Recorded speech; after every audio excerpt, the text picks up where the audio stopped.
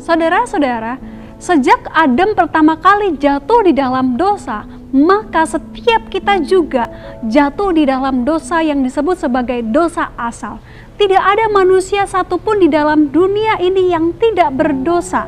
Oleh karena Adam telah berbuat dosa, maka setiap kita juga ada di dalam dosa. Sejak kita lahir di dalam dunia ini, dosa sudah ada di dalam diri kita.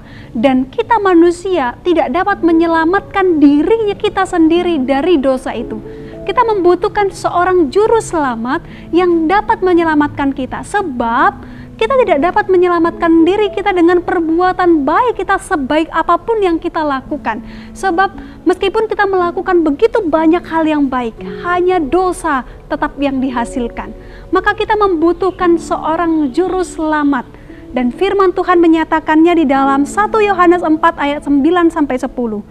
Dalam hal ini, kasih Allah dinyatakan di tengah-tengah kita, yaitu bahwa Allah telah mengutus anaknya yang tunggal ke dalam dunia supaya kita hidup olehnya.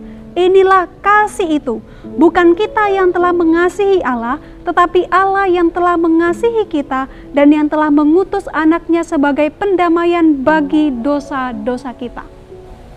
Allah menyatakan kasih terbesarnya. Kasih di sini menunjuk kepada kasih agape, kasih yang tidak bersyarat. Kasih yang tidak bersyarat itu dinyatakan oleh Allah dengan mengirimkan anak satu-satunya, anaknya yang tunggal, datang ke dalam dunia dengan tujuan untuk disalib mati bagi setiap kita. Wah, sungguh luar biasa kasih Allah, bukan? Dia datang hanya untuk mati bagi setiap kita, supaya kita tidak binasa, tetapi kita memperoleh hidup di dalam Dia, supaya murka Allah itu tidak dinyatakan kepada setiap kita, tetapi Kristus menjadi benteng bagi setiap kita. Allah tidak lagi melihat kita, tetapi Allah melihat kepada anaknya, yaitu Yesus Kristus, sehingga Yesus Kristus mengaruniakan hidup bagi setiap kita. Kristus datang ke dalam dunia bukan hanya menyelamatkan kita dari kematian, tetapi juga memberikan kita kehidupan, yaitu hidup yang kekal. Kematian Yesus di atas kayu salib sebagai bukti kasih Allah yang begitu besar bagi setiap kita.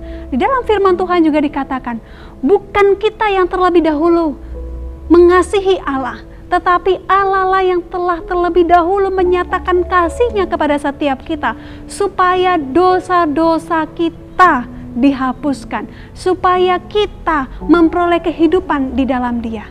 Seberapa besar dosa kita, seberapa besar kesalahan yang kita lakukan, Kristus sudah menyatakan kasih-Nya kepada setiap kita satu kali untuk selama-lamanya.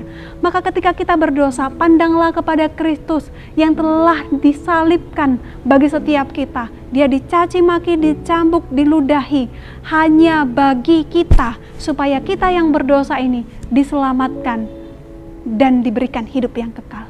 Mari kita berdoa. Terima kasih Tuhan, karena Engkau telah menyelamatkan hidup kami yang berdosa ini.